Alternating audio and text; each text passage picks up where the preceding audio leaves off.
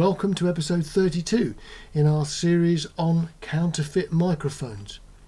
In the last one we looked at the SM7B, an attempt to make a quality counterfeit microphone, if such a thing is possible, and discovered that in actual fact under the surface things didn't go so well.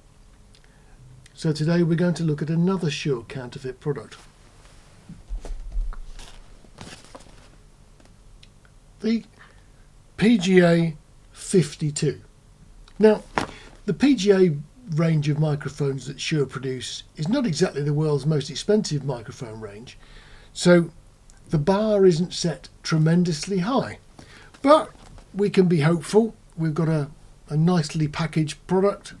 Let's have a quick look inside the box, see what we've got. Just in case you're interested, that's the end of the box, so you can have a look and see what the end of the box looks like. We're presented with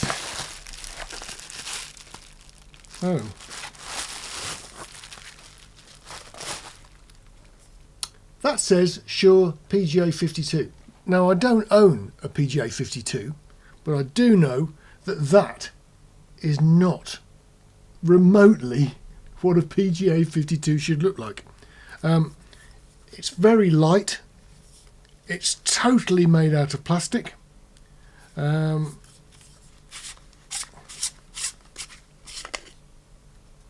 we've got a very cheap looking dynamic capsule inside it.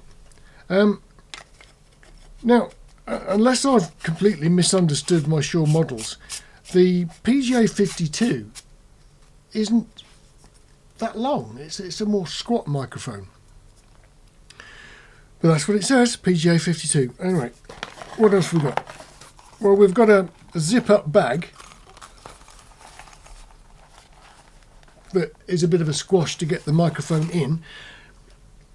I think the PGA52 actually comes in a sort of square bag. Now, that's the sort of shape that you would get with a 58 or a 57, isn't it? So that's not very good. We've got a bracket that looks similar to the Shure's, but doesn't appear. Yeah, it's got no mounting screw, so that's useless. The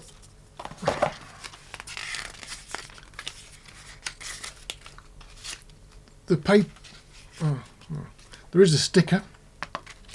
The paperwork is a little bit on the sort of, well, looks like A4 printer paper. There is a blue warranty card and an instruction book that appears to be partly in French. They also can't spell drum. This is a dynamic derm mic system, not drum, derm. Oh dear, it's not very good. You know, when you read stuff like this, it really sets the whole of the product in a place. I'll read it to you. It says, complete dynamic drum mic package for stage and studio. STAAGE. Yep. Did Shure really have trouble spelling stage? It has a height supercardioid polar patterns. It effectively rejects unwanted signals from other drums in the kit. Now, this is a single microphone. What's the point of putting in a kit instruction book? It's capable of withstanding high SPLs, lending themselves to a wind targe of close miking applications, above of Belio and inside and outside the drums. It's got gold platted XLR connectors and rugged construction. Well, unless gold is silver coloured, I think that's wrong too. It's complete rubbish. Looking through this, it's spelling mistake after spelling mistake. It says it's got a rugged die cast and ABS. Well, ABS is plastic. That's definitely plastic. I'm not seeing anything die cast at all. This is just terrible. I've got a bit of a quandary. I don't have a kick drum that we can put this in front of. So I figured, how are we going to test it? Well, microphones like this are in essence just ordinary dynamic microphones, usually in a slightly bigger package, and with proper ones, a diaphragm that's optimised for the lower end. Well, I figured what we should probably do to get a fair comparison, as I don't have a real one, is try another drum microphone. So I've picked an AKG 112. I like these. Most of my drum miking, if I'm to be honest, is things like light stuff, jazz, very rarely anything that goes kudu right down the very bottom. So I don't need particularly heavyweight kick drum mics. And I quite like the sound of the 112. It's a bit lightweight for many people, but I like it. So if I plug this in, and then we also plug in this, what I've actually got are two dynamic mics. Now our SM7B that we're using as our normal comparison mic is going to be a bit of an unfair comparison with these, but two of these and we should be away, I reckon. So what I'll do is hold them here, and I'll let you now hear my voice coming from the D112 and my voice coming from the PGA52.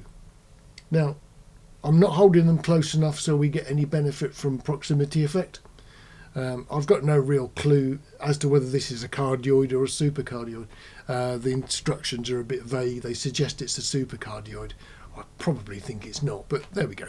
It looks like to me a perfectly ordinary dynamic mic capsule. So let's do a bit of a comparison. Well, the 112, for those people that know AKG mics, has been around a fair while, and it replaced the old D12, which of course is probably one of those sought after mics. I'm not sure a 112 is particularly sought after, but I have a sneaky suspicion that it's going to knock the socks off the PGA52, or at least the microphone that's pretending to be a PGA52, because it doesn't look like it. It certainly doesn't feel like it, and when we play this back, I'm guessing it probably won't sound like it either. So we keep switching between one and the other, and I'll put a caption up on the screen so you know which one you're listening to, and you can make your own mind up. So that's our PGA52, and it's about 6 inches from my mouth. We're comparing it against the 112. Now,